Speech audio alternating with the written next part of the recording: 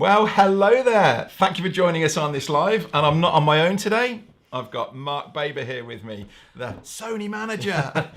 You're a little bit concerned, weren't you, that it kind of sounded like you were the manager of Sony? Yeah, but hey, it's great to be here in person. Yeah, I know. We've kind of done a lot of work together virtually. I did see you at both of us met you at the photography show. Oh, did you? Was it? No, not this time around. It was going to say last year. Maybe we came and met you, and it's great to sort of meet you in person. But yeah, this absolutely. Really appreciated you coming out to see us today. And as you can see, Mark's brought some toys, which apparently you're leaving them all with me. Did I say that? So we've got a lovely range of cameras here, and as we've titled this up, really, the idea of today is that we really want to walk you through the current range of Sony cameras.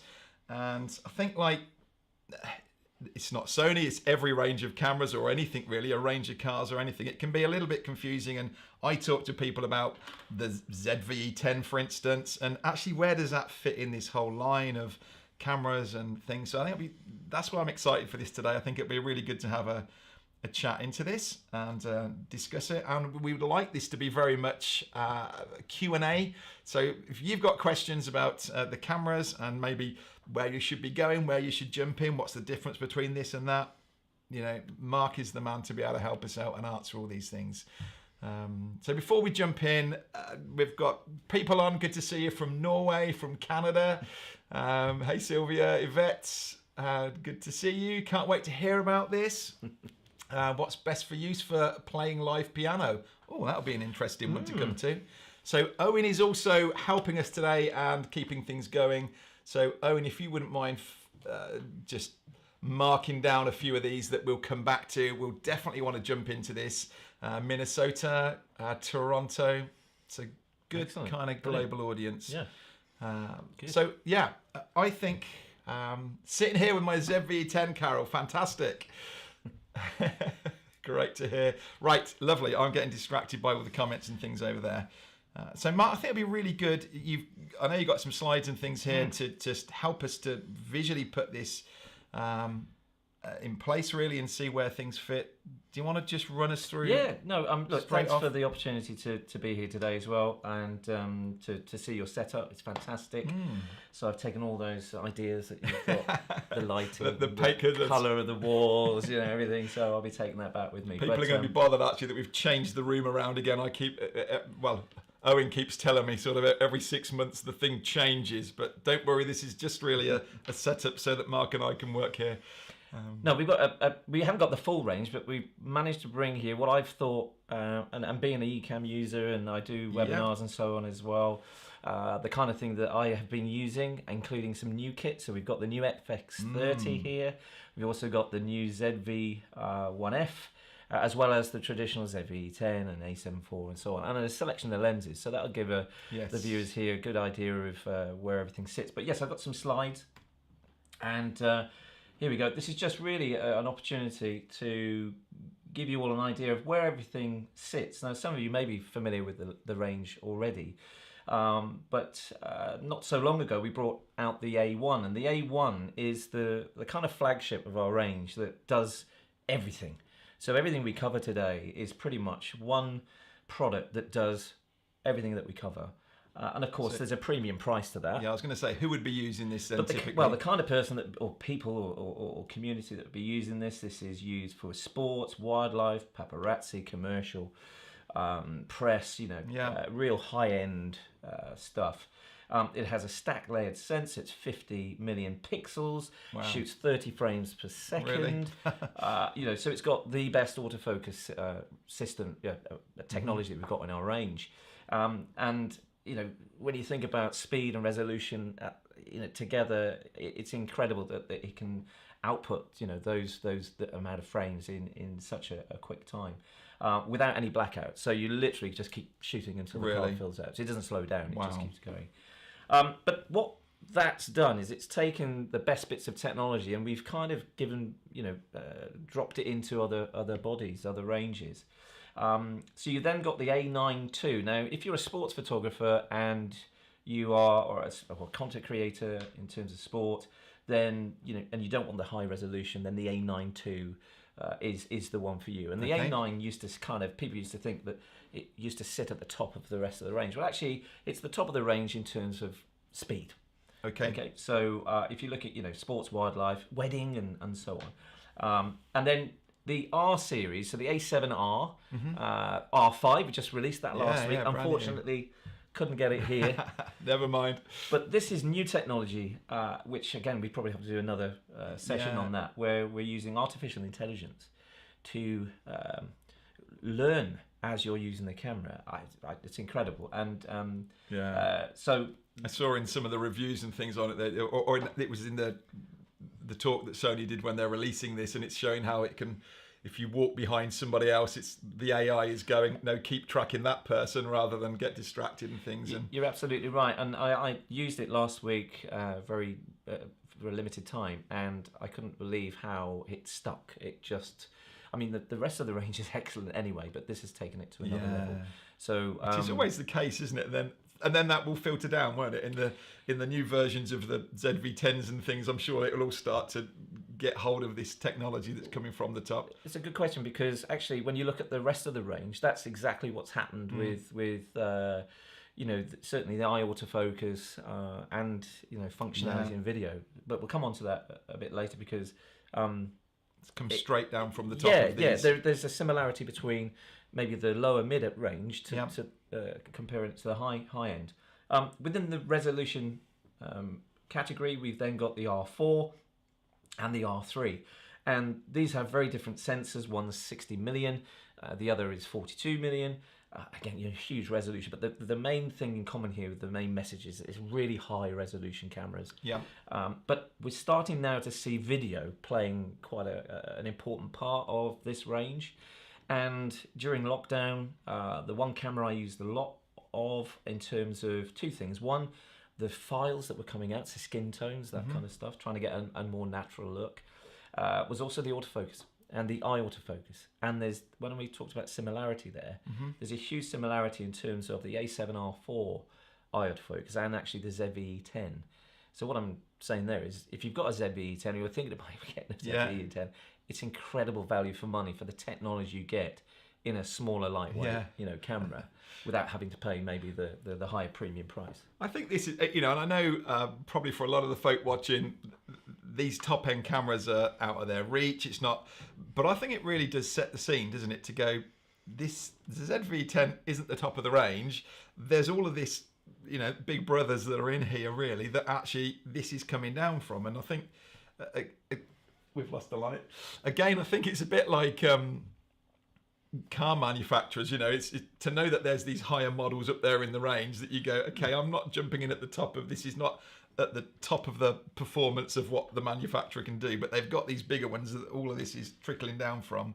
You're right, and if you're coming into the range for the first time, it's the ZV-10, the ZV-1, the new ZV-1F, and so on, is a great starting point, so that if you're used to that, if you're new to Sony and you're coming into the system at that within that range, then you've got this other technology you can aspire to, and we haven't even come onto lenses yet. So I was just going to say, when you combine the two pieces of technology of lenses and body, then you've got a huge opportunity to be creative in terms of the look and feel and the angles and so on. And they're all interchangeable. Again, I don't want to jump ahead, but the lenses that we're looking at will fit the ZV-10 and potentially up to the big cameras as well. The different crops. Yes, yeah. But the lenses are designed to fit across. Yeah, and it's a native system. So the lenses that we'll come on to that in a bit later. But the E-mount system, so the Sony E-mount system, is obviously unique to Sony. It's Sony technology, and you have full frame cameras and you have APS-C cameras, which we're going through now. But the lenses will fit on both, and we can go into a bit more detail on that. So there's no need for an adapter, and you get the native autofocus technology that's made for the system within those lenses as well. So it's huge. We could have probably filled 2 or 3 of these tables, to be honest. But what you've got to remember as well, I mean, we haven't talked about this off air, is we've come relatively quickly in a short space of time in terms of the range. So if you think back in 2012, we brought the A7 Mark I, the first full frame mirrorless camera, And we only had a few lenses, and now if you look at it, we've now got 70 native lenses in the range. Yeah. Which is, if you're thinking maybe Sony, do they have enough lenses? Well, actually, yeah, we have quite an established range, going from 12mm right up to 600mm, which we wouldn't obviously be using it here. But so coming on to the range again, we've then got the A7 series. So we've got the A7 IV, the A7 III, and the A7 II, and this is our all-rounder. This is not one that does it all, but it's our entry level to full frame. And as you know, you use one yourself as well. It's way beyond entry level, but it is your entry into full frame with Sony. And each model, has got a very different elements of technology. But the A7 IV, and I've picked that out today as a bit of a hero product for the type of work we're doing here in terms of connectivity and autofocus. It's within the range, class leading at a very, very good price point as well. So just to clarify these, when we're talking about the A7 Mark IV, Mark III, Mark II, this is just like our iPhones kind of getting new. This is the next model up, isn't it? So the 3 superseded the 2 and the 4 over the 3, but they're still there. They're not suddenly scrapping the predecessors. And what I'm showing you now on the slide is current range with Sony, and we're not saying any of these are not capable of doing exactly what you want to do in terms of live streaming and content creation and so on. They're all more than capable, but as you would expect, going through the A7 II and III over the last few years, and now leading up to the A7 IV, you've got the latest technology. So you've got massive improvements in autofocus, you've got huge improvements in terms of resolution and dynamic range and detail and video functionality. We've gone from the A7 II being a really popular photographic camera, for all types of genre, with a little bit of video. Now we've got a bit of a powerhouse in the A7 IV, with being an incredible stills camera with fantastic, video capabilities for content creation, making films, broadcast, whatever, and obviously live streaming as well. We've got the A7 IV, and that was, for example, that's what we took away to Iceland weekend before last, and it's perfect for being able to take photos. I can do my slow motion things and all the rest of it, and then the video clips as well. And so it can sit here and be my studio video camera, but it's also a fantastic photography camera as well. And Adrian, that's a really good point, because you hear a lot of the word hybrid photography or hybrid camera, and this is a perfect example of that being a incredible stills camera, but also not just as good, but a like for like video camera as well. So that is definitely one we've pulled out as a contender to consider for this type of work. For those that are into the photography as well, and or wanting to get into that even. This is what we can compare between these models and things, but I'll let you come through that. We've got then the 8. So some people will be very familiar with the A7S. So the A7S is our sensitivity. So like resolution, it has a category that's sensitivity, so low light, and we're on the 3rd generation now of that camera, and that really has reinvented the word, I think, content creator in terms of the video functionality. So you're looking at high end slow motion.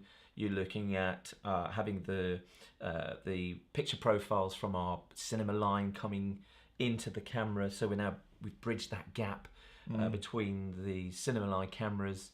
And again, a very interesting point, those cinema line cameras like the FX6 and so on, right up to the Cine Ultra that makes movies for Sony and others, they've all got the same mount all the way through. So when we said E-mounts for these cameras, actually it goes all the way through. Really?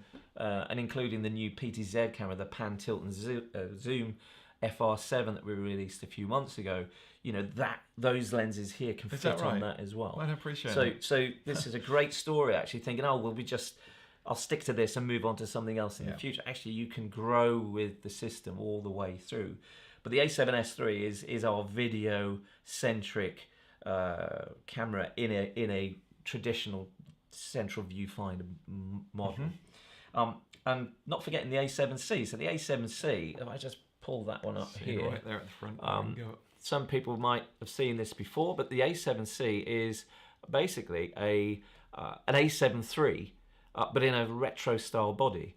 And the advantage here, and we're all like this, is it obviously has a flip out screen as well. So ideal if you're going to be obviously presented the camera. And the flip out screen is obviously people will be thinking about vlogging and so on. But you know, if you're using it in the studio like here, and you don't have an external monitor, we're very lucky we've got some external monitors here to play with.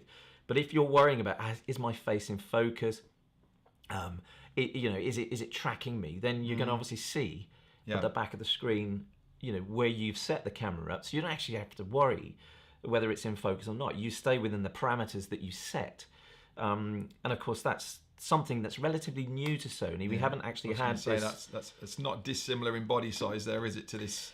Yeah, so that's the ZV-10. You know, when you're comparing that to the A7 IV, for instance, quite a different form and body, but it's actually quite its build is very much like the 6000 series and the more. Yeah, absolutely. And I think a lot of people think, right, it's smaller, it's compact, there's got to be some kind of compromise in terms of picture quality. Well, no, that A7C is the A7 III, but in a different format. So, you know, if you're used to an A7C or you want something that's a little bit more portable, more lightweight, a bit more stylish as well, great for trips to Iceland and things like that, you know, you're going to have this concept as well. So, you know, not forgetting that, don't think that camera isn't as good as the rest of the A7 range. Actually, it is pretty much the same camera within. So that's full frame. Yeah. We will come on to the FX30 and the FX3 in a second. But not forgetting the A6600 and the A6400 and the A6100. You know, these are you know, kind of heritage of APS-C cameras. And, you know, they're excellent at photo and they're excellent at video. And the 6400 was made specifically for video with unlimited recording and so on. But how we've moved on in terms of technology, in terms of battery capacity, that's obviously very important as well for longer recording times. So the A6600 is a good solution to consider because of not just what's going on inside the camera, but also if you just take a look at that one from above there. It's also got the same battery as the full frame cameras as well. So you've got the Z battery here. And if you're wondering what these initials here are on everything, it's mine initial, so I don't make lose sure anything before I leave today. But again, so here the difference is in this camera is you've got a side viewfinder. You've also got the tiltable screen, so you haven't got the flip out screen here. This is traditional Sony kind of setup. But the battery grip is obviously, the grip is bigger because of the battery capacity. But again, in terms of video quality, in terms of stills, you know, more than capable of being able to, you know, do live streaming and so on. But just remember, even though the camera's, you know, a little bit older than the rest of the range we have here, actually the autofocus isn't, say, as responsive as, you know, reliable. And what I mean by that is the stickiness of it compared to maybe some of the newer cameras that we've released, such as the A7 IV, the A7S III, the A7R4, the ZV-10, and even then ZV-1. Looking at ZV-1 and the ZV-1F as well. So, you know, great cameras, good value for money, but also just remember you're using older kind of technology, which, you know, from my point of view, the newer models are much more responsive and much more reliable and much more less worry about is it in focus. Compared to the older models, which again, if you've got this, I'm not knocking it or anything like that. Great cameras, and if you're very good behind the camera, you can get the best out of them. But if you're looking for something that's going to do it for you, so you can concentrate on more things like lighting and sound and so on, then the autofocus on the other cameras is a far advanced than previous models. Yeah, and I think I'm hearing what you're saying really, that obviously the latest, the newest camera is going to have the best technology in it, so the eye tracking and things that are in the ZV-10, for instance, wasn't even there when those 6000 models. There's not been a 6000 come out since so when you're looking, and I don't know if Owen's got that graphic that just showed the prices. I just wonder if that's worth it, because actually you can look in and go, where do I jump in? And let me just walk people through this quickly. So Mark's just been talking through the Alpha range, the A7 cameras that we can see on there, and then Owen's just plotted them in as to what you're paying. And then we've got the 6000 series that Mark's talking about now, and then the ZV series that we're about to just have a look at, and then the cinema ones. So you get a feel there for how these plot in. And this was really why I was reaching out to Mark with just, where do you jump in really? You've got different cameras here. Do I go for one that's 2 years old, that's, or do I get the newer one that's got the latest tech in it? Is there a reason why I'm paying more for this most current one?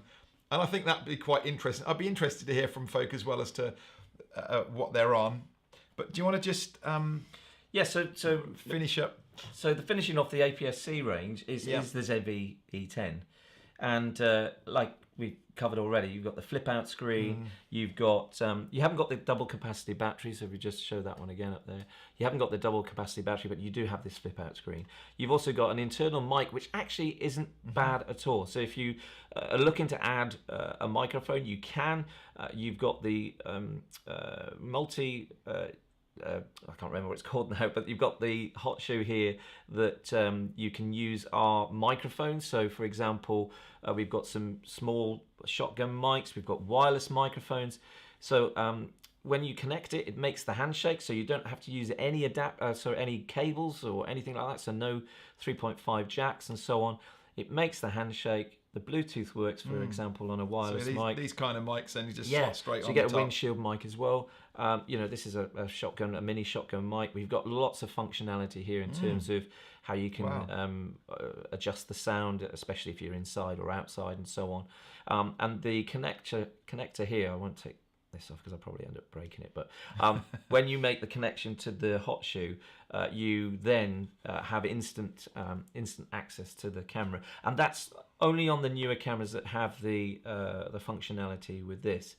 But again, there's some of the dials have been moved on here, but you can still have access to how you can control your A7 IV, but it's slightly different in terms of you've got a button called here for showcase mode, which basically means when you're bringing something close to the camera, you can adjust the sensitivity, and of course when you pull it away, your face is in focus. When you bring it into the camera, the subject is in focus. And for a small lightweight camera like that does the same on an A7 IV and an A7R4 and so on, is really, really good value for money.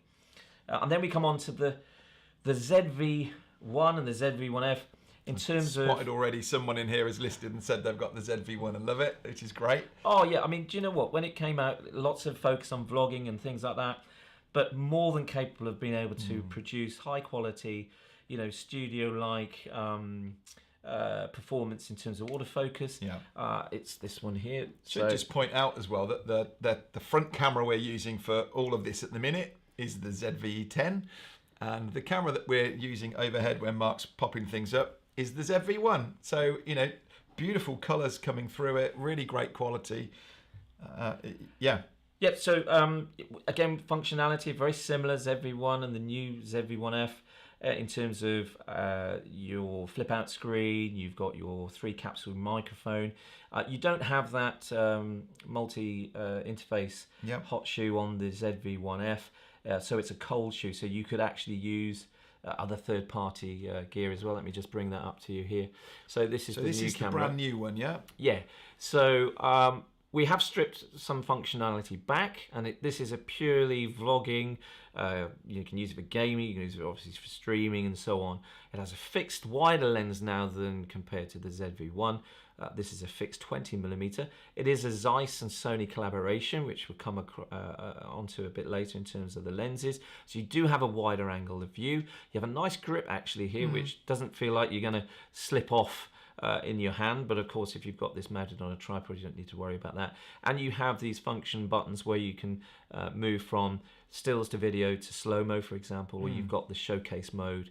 I mean, you can even use things like beauty mode and so on. You've also got which we clearly need on this footage. Turn it on, Owen. But if I just bring that up a little bit more, you have now the new menu system in this one, which basically, yes, it looks a bit more attractive, but what it does do, it's easier to navigate. So you now have, you know, autofocus in autofocus, and if you're in stills mode, this is all based on stills. If you then press the video mode and go into video, you're now in video. So it's all relevant to the video element, and you know, it's just in terms of ease of use. You know, it's not just a point, click, and shoot camera. This is a pretty well set up, you know, video streaming camera that you can use, you know, for streaming to Ecamm and other platforms and so on, meetings and whatnot. So works very well over USB.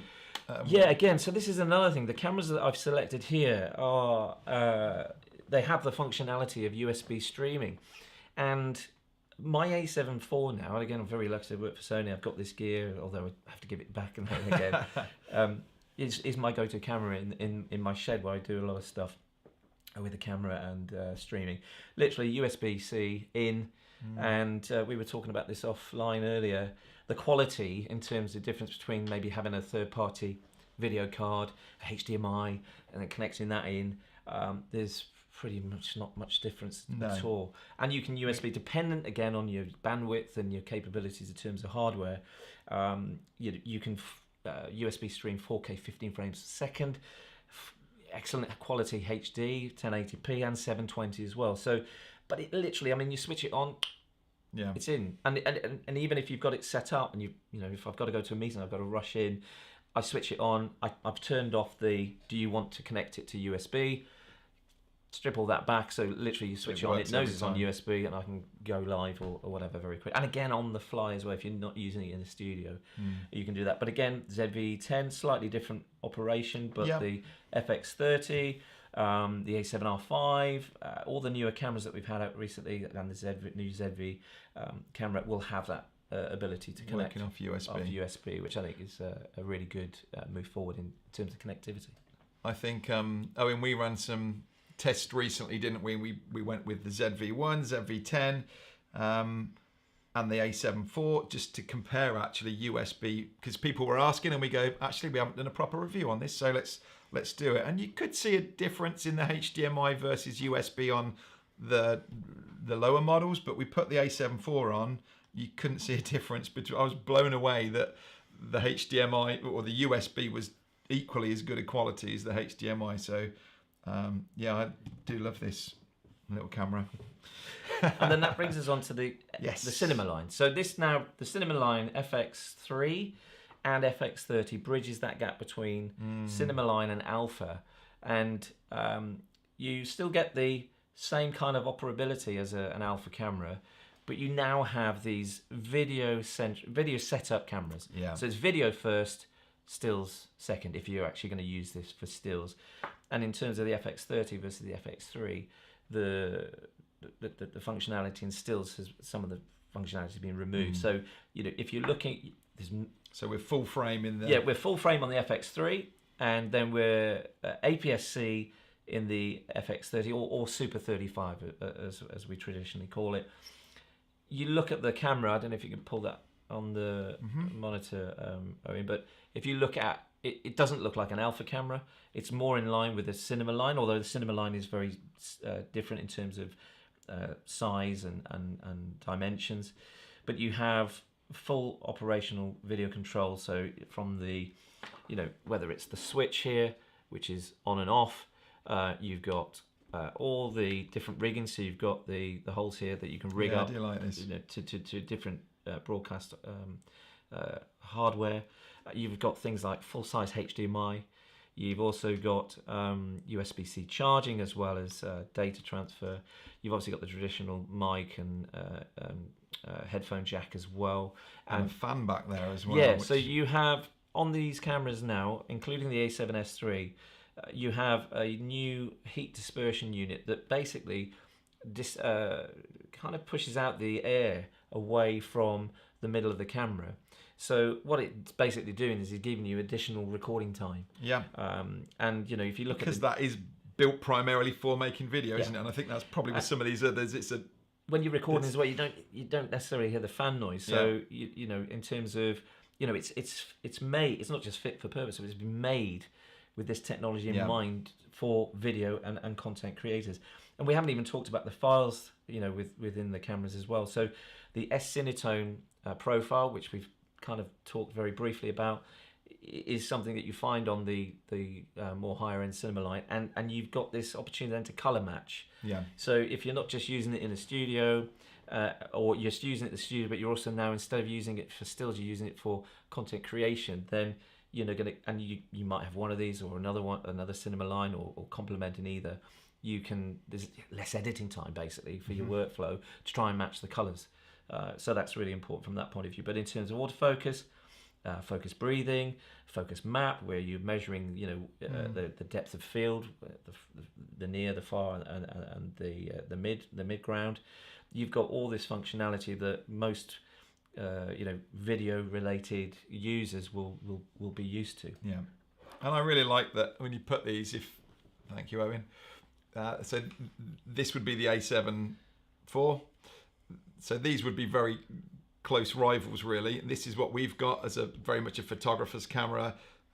We've got things like the electronic viewfinder in this for taking photos that aren't on this, and you can just tell it's very much built as a work tool for video. I love all these little threads all over it that you can be attaching microphones, lights, monitors, all kinds of things to While it. you've also got it there, you're absolutely right, Adrian. There are also things like functionality of the rocker switch here. So if you're using a power zoom lens, not only can you obviously have greater control, but don't forget you can use the app. Okay. So if you were to use a power zoom lens on something like this, you can actually do some, you know, nice rack and pull focus. Or if you're here now and you don't have an Owen in the back and you want to get closer to the action, you could actually use the app naturally, discreetly, to actually zoom in and out. Fantastic. Actually, and the same, if those of you weren't aware, you can connect the app, the Image Edge app, to your ZV-1 and do the same in terms of zooming and even in. with these little remotes Right, as well. so that then leads us on to the grip. And if you're in the UK... we are going to come back as well and really we want to really dial this into you guys that are live streaming, that are content creators. You know, we've really gone through the whole range here, and I want this to be a really good basis for it. Even though this is made for vlogging, I've had many instances where I haven't got my tripod and I'm maybe outside doing a live feed. Well, you know, you could get your camera set up, you can put it on whatever, and you've got it in front of you resting on something else. So there's a lot of different functionality in terms of this grip. And if you're in the UK and Ireland, you could be from here doing what you were saying earlier with the phone. You could actually be zooming in and out. So you might not want to use the app. You connect the two together in terms of Bluetooth, and you use the rocker switch on here to be able to zoom in and zoom out. And in the UK and Ireland at the moment, there is an offer with this with certain models as well. So please watch that space on that front. But yes, so we've got microphones, we've got grips, we've got all different types of accessories that I think a lot of people don't realise. And when we bring a slide up later, you'll see there's just a huge amount of accessories that Sony make for not just these cameras but other pieces of hardware as well. So that gives you a snapshot of the range within the Sony range. And I suppose from that point of view is now where do we go in terms of drilling this down into what would you use for this kind of work? So here's something we prepared earlier. So we stripped back the higher end cameras like the A1 and so on, because for me this is like my list of cameras that I would consider as strong contenders for video and streaming and gaming and so on. And we've covered a little bit already, but in terms of picture quality, advanced functionality in terms of video, the ability to be able to get the full frame look with that real shallow depth of field. Now I know here today it doesn't really matter because we haven't really got much going on in the background, but if I see a lot of users using cameras and so on, trying to get a look with the LED lights and some nice bokeh and what have you. So in terms of full frame, you're going to get some really good shallow depth of field there. And again, it depends how far away you are from the background. But you're going to get a similar look as well with the APS-C cameras. So in terms of full frame look, A7S, A7 4, A7 III, A7C are really good in terms of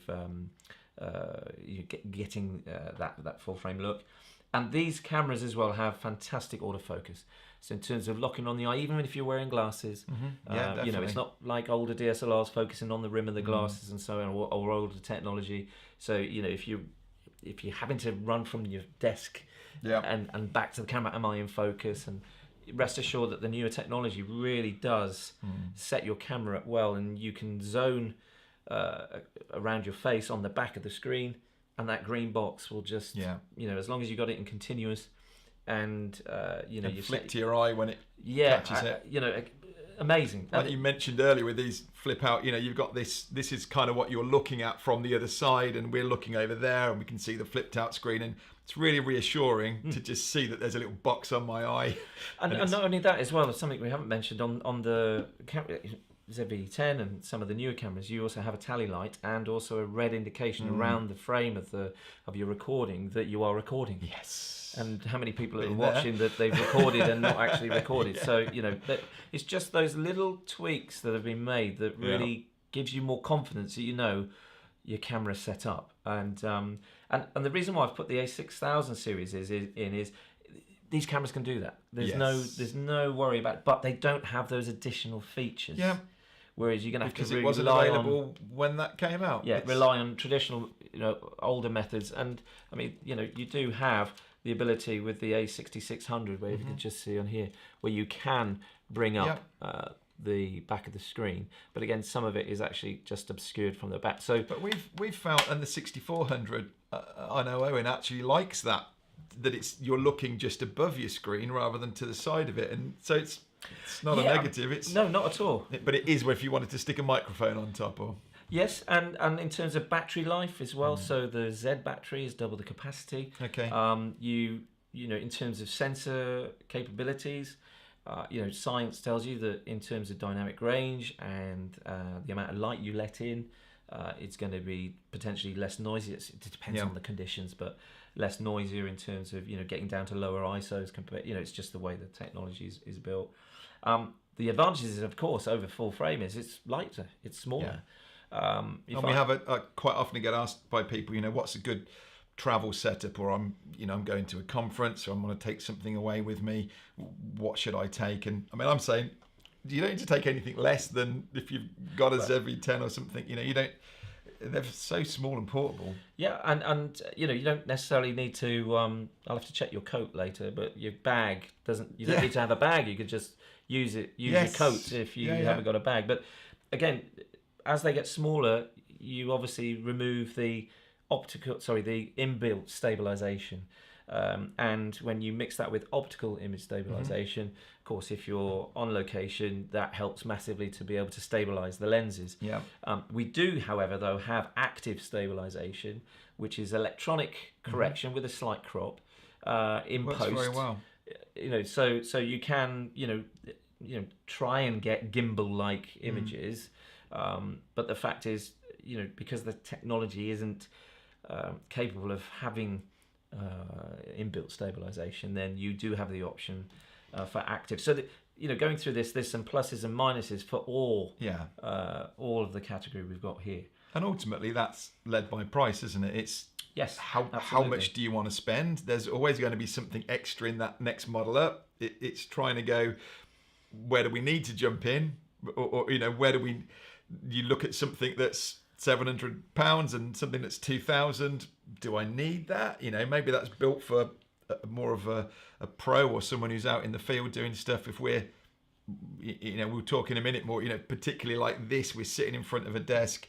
There's always that, and it's quite hard. And if you like your gadgets and things, I've got one customer in particular. I just kind of there with the checkbook going, oh, what can I get? Is this something new I can get? And I have to go, you don't need it to do this. But if you wanted to go out, then that's when you'd see these benefits. Yeah, absolutely. And everyone, if you can have one camera that can do the whole lot, then the A7 IV, the A7S III, A7 III, A7C, the A6000 series, the ZV-10. We keep coming back to that, but they are the cameras that you could use for, if you're sat in a cafe somewhere, well, you went on holiday recently, you could discreetly have that, get some nice creative shots, knowing that when you get back next week, it's back in the studio. Yeah.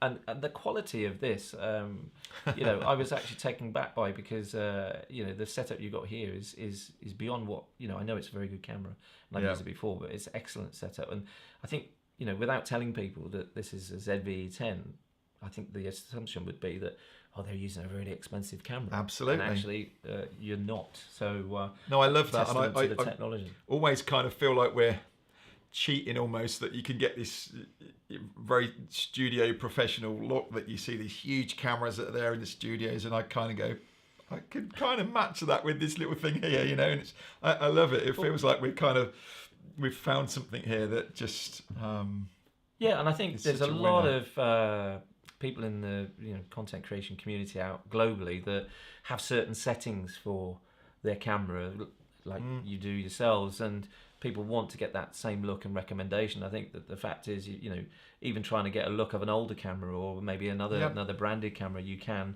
get pretty close to these as well. So, just because we have a very high-end camera doesn't mean that you can only get that technology with that. You do get an element of it as well. I mean, even the new ZV, you can shoot S-Log in this £500 odd small camera, which is incredible for something that size. So this really is the entry level in now. If Owen's got his graphic again, we're working you, Owen. Thank you. So you're saying then the ZV-1F is our 550. Yeah, with the latest technology and the newer video functionality, it's definitely your starting point into the range of if you're going to move through that range, then what you're getting with the ZV-1F and ZV-1 and so ZV-E10 is pretty much linked with the newer models within that graph. Yeah. And I don't know what newer technology will be like in the future, but if this is the standard, then I can only imagine, like the A7R5 recently, it's just going to improve. As we speak. But I do love, and I think I'm excited, because really everything. Part of me is going, I knew you were coming up today, and we're talking and we're looking at these, and I'm going to be thinking, oh no, am I going to be needing to be recommending something else or different? I actually really love that we've landed on this ZV-E10. It just, in my mind, still kind of outperforms anything else in its price bracket. And yes, we can go up, and we could actually put, Owen's got the A7 for, no, has it gone off? No. We have got connected the A7 IV. So we've got the A7 IV here. What did we say? This is 2,500, is this? Yeah. Where are we on the about plotting it on? 2,425, I think, something like that. Yes, 2.4. There we go. So we're looking at a 679 and a 2,400. I do love the A7 IV, but I'm always trying to go. I'm always very conscious of my audience, and do I need it? I think this ZV-10 is fantastic for the quality and bear in mind, we've quickly set this up color-wise. We could really dial this in and get the color looking the same on both of these cameras. But I want people to be encouraged. I've been sticking by this ZV-10 when we couldn't get hold of them, when everyone was struggling to get hold of chips and things, and people were saying to me, tell me another camera because I can't get hold of it anywhere. And I'm going, just wait, because I knew that if they went looking at any other cameras or other brands, they'll be disappointed, because I just think you've just come up with such an incredible little camera here with this ZV-10, and I'm pleased that I'm here, leaving here sort of going, yep, we're all right, and we're not going to be changing our equipment setup around anytime soon. It speaks for itself with the footage you've got, and the comparison that Owen made there. We've obviously got a different focal length lens, but the lens actually on the A7 IV is like the 50mm 1.8, which I can't remember what the current RRP is, but you're not going to be forking out a huge amount of money there. Yes. So the A7 IV in terms of capabilities, clearly between the two shows that it does give a good push towards the ZV-10. But again, if you've got the I hate talking about budget, but if you've got the budget and the the A7 IV is in your sight, you're saving up, or you're going to exchange and trade up, or whatever. Then you won't go wrong with that camera at all. It's a fantastic piece of hybrid kit. Yeah, that's, and I think that again was part of the question really. For me, that's the next step up. We've got our ZV-10 sitting there. We've got our A7 IV. These are cameras that we've personally bought and invested in as just seeing, this is as far as we need to go up in the range, but they're fantastic cameras. I absolutely love it, and I think the photographer in me wanted to have something that I could have and put some nice lenses on and take out and things as well. Yeah, I think within the range, if you really want to go into a specialised area, then you've got your all-rounder. You aspire to have the A1, but do you go resolution? Do you go sensitivity? And I think traditionally when these cameras have come out, they've been traditional photo stills cameras with a bit of video. Now they are, they're in harmony with the technology. Yes. And I think you need to say to yourself, right, well, this A7 IV captures the everyday work that I want to do. If you now want to improve in terms of resolution or in terms of low light, then you now have a section to go for. Or you wait till the next model for it. That's obviously the big. So, if I suddenly started doing wedding photography or videos, and normally somebody would have an A9, maybe with an A7S, and maybe with an A7R if they're lucky enough to do that. So with the A1 coming along, that's all together. So when you work out the pricing, then actually the A1's a good investment, and that's there's a segment for that market. If you're going to go out and spend £6,500 on an A1 to just stick in your studio, then what we're saying is you've got a lot of other options. You don't necessarily need to spend that much money. But if you are using that camera for that high-end work and you use it in the studio, you do studio work like this, then you've got the best of both worlds there as well. If we wanted to come up, before we come, and I want to come to some questions in a minute, but I just... if we were wanting to upgrade, maybe we've got the ZV-10 and we love it here as just a pretty small compact camera, but you were going, okay, or maybe I'm starting to do this more, I'm taking it out and I want to I feel like I need the next model up. So these two really sit side by side, in my opinion, that the A7 IV and the FX30, price-wise, they're very close. Yes, okay, that's a really good point. Yes, and naturally, you could go for an A7 III, from an A7, a ZV-10. But again, just remember that the terms of in relation to the newer autofocus and so on, it is slightly different. But in terms of matching for, obviously this is an APS-C sensor, this is a full frame sensor. In terms of pricing, you're right, it's pretty similar. Can we just, Owen, do you mind just quickly, when we talk about full frame and APS-C, we're talking about the fact that this is cropping in then by 1.5 times. 1.5 times. I'm just thinking, Owen can press a button on the back of this Sony here. So this is full frame, and this is the difference of punching in, of going for the APS-C size crop really. So this is when sometimes on lenses and we're saying this is the equivalent of what it would be on full frame, but this is what it is. So that difference is to be taken into account then when we're jumping between full frame and... the 50mm 1.8 would, which is now, when you crop in, it becomes a 75. So as you can see, it's a little bit too tight here for what we're trying to do, but that would apply to most lenses. So we've got some APS-C lenses here. Let me think.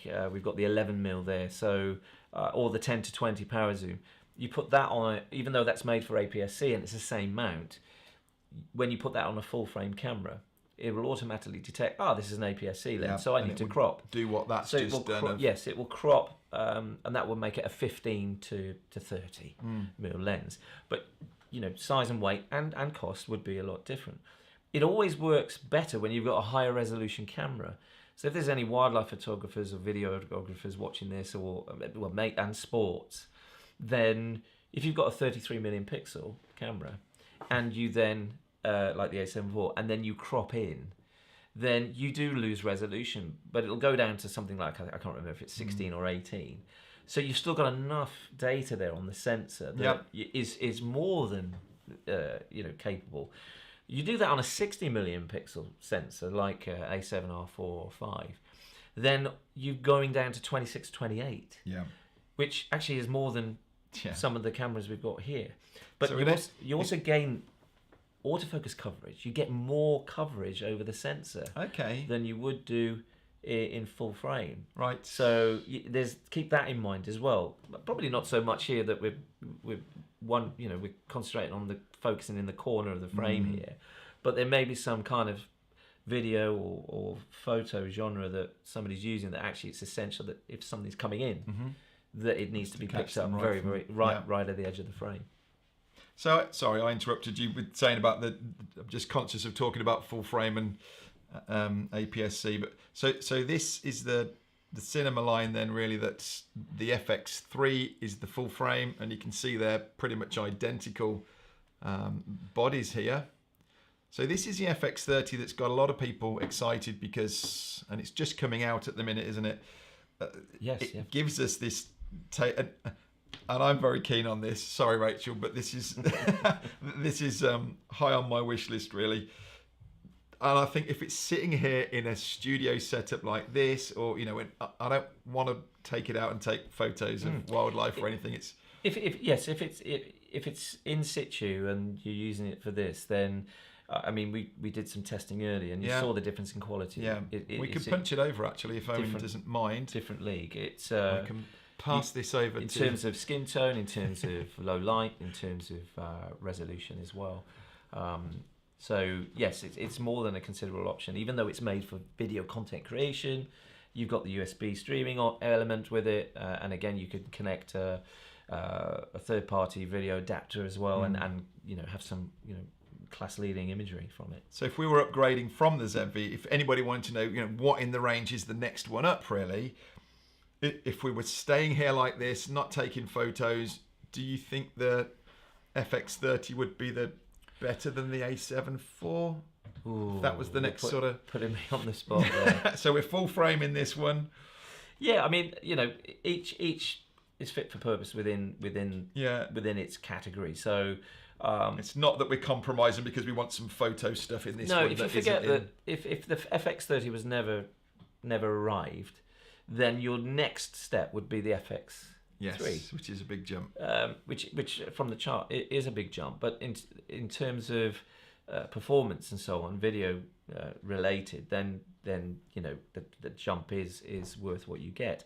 All of a sudden, the FX30 comes along, and even though it's a smaller sensor, it's a video sensor, Super 35, with incredible level of detail of 4K. Resolution from the readout of the sensor. You can you've obviously got 4K slow-mo in terms of other functionality within FX3 and so on, so there are some differences, but in terms of where do I go next, yes, so you're right to say that would be another video choice, to be honest. What I'm thinking as well, lenses from the ZV-10 would go straight onto that. Yes, so you're talking about the same size sensor here. So yes, crop. the APS-C lenses that you've got, without are we in? There we go. Let's have a look. Let's see what comes through. So the slightly zoomed in one is our FX30 coming through on here. I'm struggling seeing the screen. I'll let people judge, actually. Can they see? You know what we should have done as well, Owen? If we'd have just gone to YouTube, we could have had this up at a 4K stream, because it's 1080 at the minute on. I'm going to have to come back. Yeah. No, bring more. Just leave the cameras. Fantastic. Thank you. So you're seeing this now coming through on the FX30. So very much the same look and feel. We can, as Mark said, we can do a lot more with this, with profiles and this is straight out of the camera. So the limited time that we've had, that it's you can have a real effect on the look from the FX30. Yes, and definitely. Our typical audience probably aren't getting into the filmmaking anyway, really. But I'm excited. I genuinely think this could be if somebody felt, do you know what, I'd actually like to go up, I have the budget, I actually think that's a lovely camera to step up to, and it's the absolute latest technology. It is, and the extended recording time, the fan, Yes. the when you switch the camera on, it's set up for video. Yeah. So if you're familiar with video functionality, iris control, all that kind of stuff, then it's you can go start off straight away. If you're not, then it's a camera that you can easily learn with. But in terms of what you're getting out, the quality is, the level of detail is superb. It really is. Owen, can we let's bring up some of these questions. I can't believe, look at the time's gone. Is it 6 o'clock? 5 to 6. I thought my slide said I've been on for 17 minutes. Oh my goodness. Oh, we're slightly cropped out of that, not to worry. So, Owen, have you found some questions? Yep. So, what's the best camera and lens for use for live streaming while playing keyboards and singing? Currently, I'm using a 6400. And what's best for regular podcasting?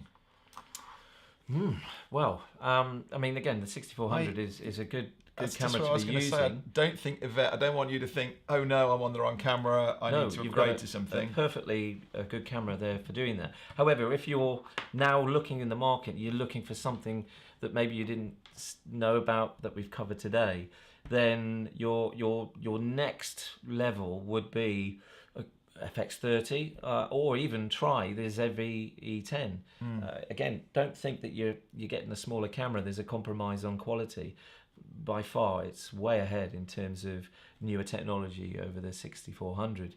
But you will get a similar look because the sensors are very similar. So you wouldn't expect a dramatic improvement in resolution or detail. You'd probably say, oh, this actually looks like my A6400, but I've got all this new autofocus technology. I'm just wondering, with sort of playing keyboards and singing and things, I almost wonder whether, Yvette, you'd be almost better to invest in a second camera and something like a ZV-1 almost. Like we've got here, could you almost have a second camera on pointing down at while you're keys and playing like this? Yes. I know a lot of people use phones and things, which is absolutely fine, but way better quality in here. And I really like this little ZV-1 that we can, I can adjust from here the zoom on it and zoom the thing in and out. But also in terms of connectivity, battery. Yes. So you're powering that off a power bank as well. Yeah. You're also streaming through, I think HDMI will go straight across now. Across now. So, the quality out of that camera, this is a compact camera. Yeah. But again, rather than thinking, let's go for the next camera and expecting to see a huge difference, I agree that 6400, if we interchange between our ZV-10 and the 6400 regularly, if anything, I think Owen likes the slight skin colors coming out of the 64. You can see a difference. So it's definitely not old. No. And out of date. I wouldn't want Yvette to think. No, you've got a completely good camera there. Yeah. And you watching this, you don't need to go out and buy. Yeah. You must go out and buy. Maybe consider or feel like you're. Oh no, I'm going to be looking at this camera going. Yeah. This is old. But it's a good idea to maybe complement it with something else without spending too much money. Yeah. And what you might find then is that becomes your main camera, and you use your 6400 as a second camera. But I think, if you're live streaming these things, that could be a really good setup for that one.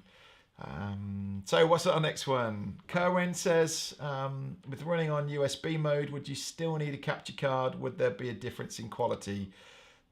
Depends on the I'd like to just point you, we do have some, if you look on our YouTube channel, if you're on YouTube with us, do have a look on there. We have played with this and done some HDMI versus USB on the different models. Definitely when you get up to the A7 IV, we can't see any difference in it, but I'll let you have a look and be the judge as to slight compromising quality.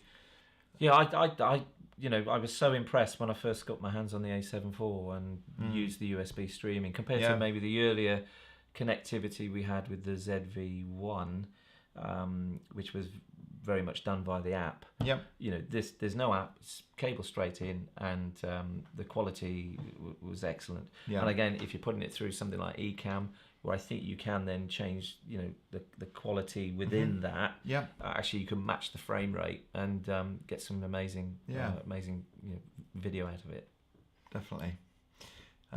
What's the model number of the tripod remote? This little thing. Oh, it's it's a funny GPVB. CR? No, that's the battery. It is. I can't. It's a funny one. It's VBT 2BT, GB VPT 2BT. Now say it 3 times. No, I've got a colleague in head office that can just roll that off the top of his tongue. Quite often it's packaged, isn't it, with. Yes, there are some bundles within the UK as well in terms of you save some money, or with some models I think with the ZV-1F it's free. Yeah. So with the ZV-1 I think there's money off. But again, we were saying, weren't we, if there's anybody in the UK and Ireland that are looking to purchase and they're interested, please let Adrian know directly, and he can then give you my email address and you can let me know directly, and we might be able to do some offers on a local level for you as well. So and also cashback starts today in the UK and Ireland, which is a good timing to do today. Yes, but that is model specific, so you'd have to look on our website for that as well in terms of what's in different values depending on how much you're spending. Different combinations as well. And there's also if you've bought a Sony product in the last year in the UK and Ireland, make sure when you go to our website as well, you've registered for additional warranty, and also depending on what combination you've made, hopefully the retailer you've bought through has explained it to you. But if not, if you go to Welcome to Alpha, you may find that you can get additional money off future purchase as well. So there's a lot of things out there too. But again, if people are interested, then please let Adrian know, and then Adrian can pass my details on to people. Yeah, that would be great. Jeff says, if you're okay in the price range for the A7 IV, A7, are you focusing on video podcasting and an amateur? What is your recommendation? If you're focusing on video podcasting and an amateur, A9. Okay, so we're looking at A7 IV versus A9. Well, I mean, the A9 kind of just after I joined Sony, actually 5 years ago, kind of took the market by storm in terms of speed and where it sat in the market, and now that's superseded by the A9 too. The A9 is more geared towards photography. Yes. So it has video functionality. In fact, the A9, which is you can't actually buy off the shelves now. You might be able to get secondhand or something like that. Didn't have things like picture profile, so it wasn't set up for video. Right. Whereas the A9, it was added, the A9 II, sorry. So what you're paying for the A9 II, you're paying for the sensor. The sensor's unique. It's a stack layered sensor that allows you to obviously shoot at 20 frames per second without the card filling up. Okay. So it is more geared towards stills, but yes, it's a very capable video camera. You then look at the A7 IV, which is made for both, and you're getting the newer autofocus technology in terms of how it sticks and how it locks onto the eye. So I would recommend the A7 IV would be a better choice for what you're looking for there. Fantastic, thank you. Christian's just asking, what can I do to prevent overheating with the A7C while live streaming? Which full frame camera doesn't have this problem? Would you go again with the A7 IV? I mean, obviously I can't comment on things like that, but what I can do is, when I've to extend my recording time, I've opened the viewfinder, the LCD screen away from the body. Try to give a bit of an airflow to it to increase that. Make sure as well that your settings are set up right in terms of high setting temperature and so on, so you can actually make a difference by the settings internally. use a Sony official battery and that kind of stuff. Dummy batteries sometimes can. Is that right? We've spoken before in terms of dummy batteries. Depends what third party stuff you buy. But in terms of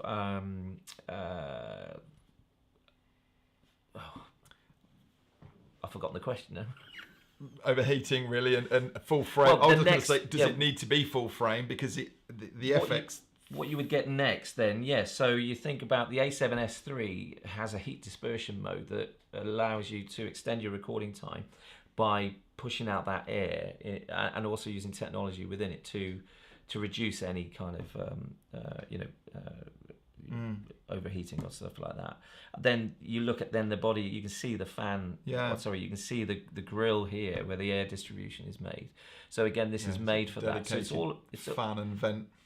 It's all about extending that recording time for you. So again, we put caveats on things as recommendations, but when you start looking at reviews and videos and things like that, especially like recently for the A7R5 and the FX30, there's a lot of content creators out there that are pushing it even further. Yeah.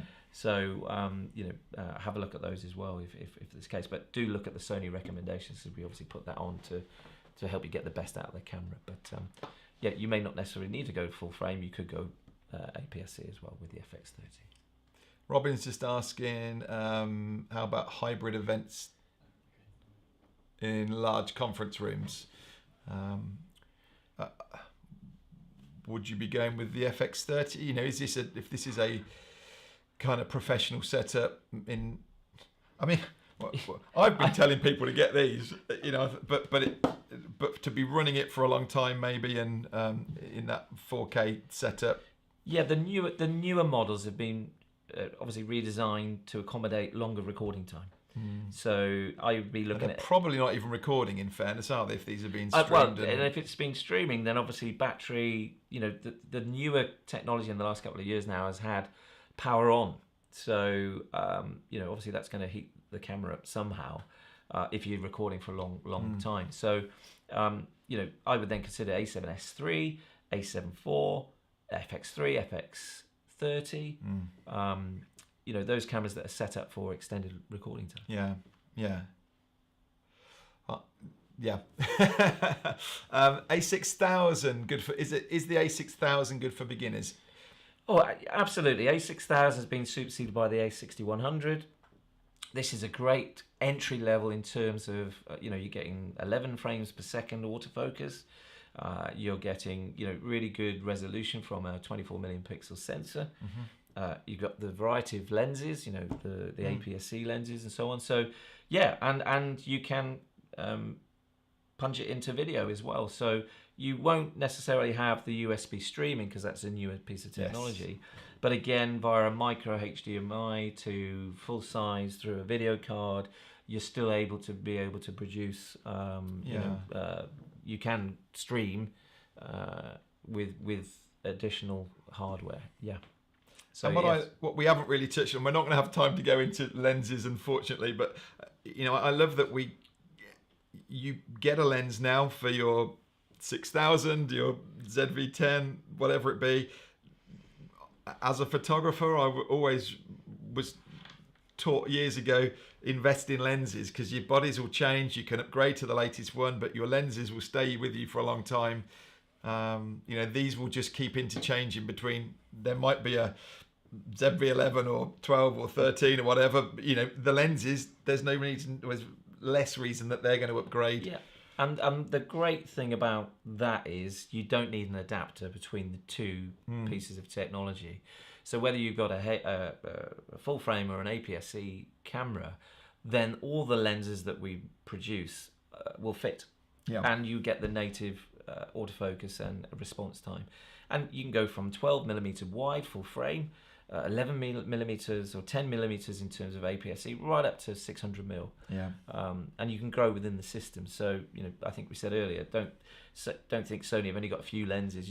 We've in a short amount of time, we have a huge range for all types of photography, video genre. And obviously the third-party manufacturers as well that are making them to fit specifically on this mount and lens. So it suddenly becomes a whole huge range, really. Yeah, it is, and I think that's comparable with anybody else, and that's testament to the if you want to get the best in class in the range, then the native system is the best way forward. However, it shows you the strength of the EMAT system. There are other manufacturers that make lenses for our system, and that is the way the market is, and that can only be a good thing for people looking to move to Sony. But and of course you've got adapters on top of that, so if there's any DSLR users that have got a lot of heritage legacy glass that they're not looking to move out of overnight, it's a big thing to do, a lot of money invested and so on, then there are other adapters out there that you can bring that glass over, and you can be having this type of technology. Not the same as native, but it's a start to get into the Sony EMAT system. And a lot of these stores, I did exactly this actually. I got a whole range of Canon cameras. A lot of these stores now do trade in equipment as well, don't they? If you really kind of felt, I want to get into the Sony range, but I've got Canon, Nikon, other brands. Absolutely. The best thing to do if you live in the UK and Ireland, and I don't know what it's like elsewhere, but there must be pretty much the same, is talk to your local retailer, and you could be sat on something that's worth more than what you think. Well, that's certainly lenses. If you put a protector on them and you look after them, they really hold their value, don't they? Yeah, so do talk to your local retailer, because they might be able to showcase something that you've seen today that you might be sat on something that you could offset and get into the system. So there's a huge market for trade-in, and good luck if you're going that route. Fantastic.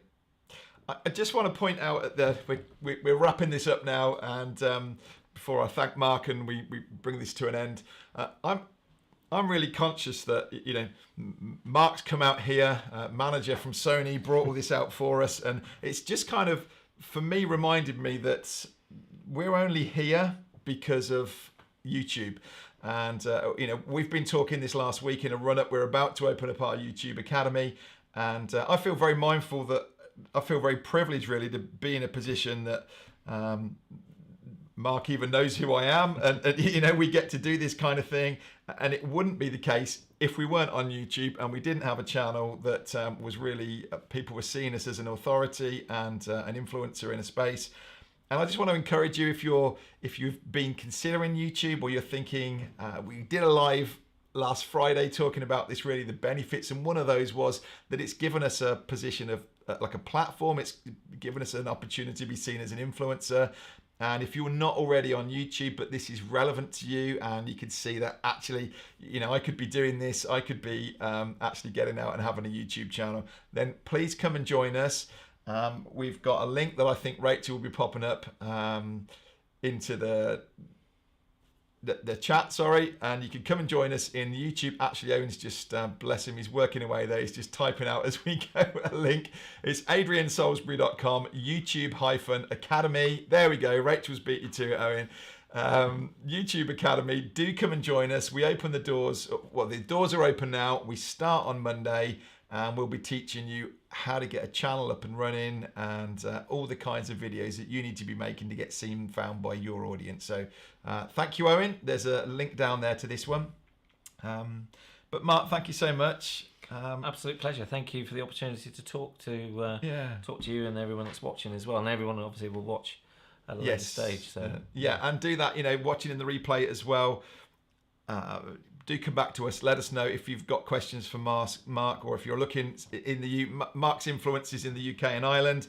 But if you're looking at making a purchase and you want to get started with Sony cameras, do let us know, and we'll pass your details on to Mark and see if he can do anything to help you with the price.